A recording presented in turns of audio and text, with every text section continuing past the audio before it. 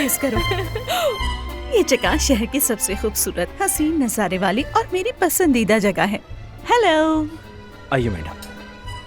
यहाँ का मंजर कितना खूबसूरत है ना। आकिफ को यहाँ कॉफी पीना पसंद है।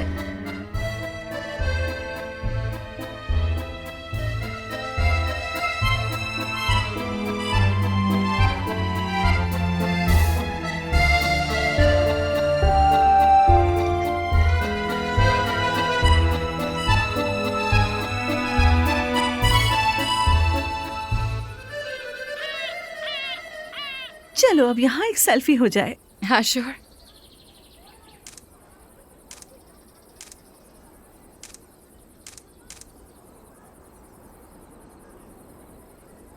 बहुत अच्छी आई है ना?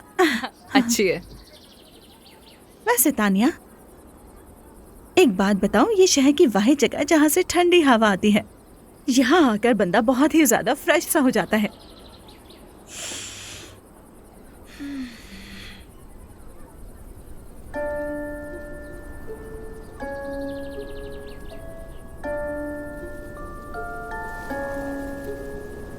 उसने और मैंने फैसला किया है कि अब हम इकट्ठे रहेंगे।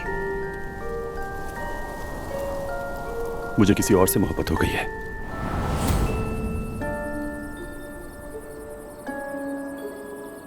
Sasha,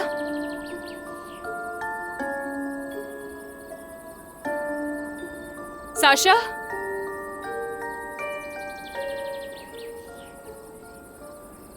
Sasha, Sasha.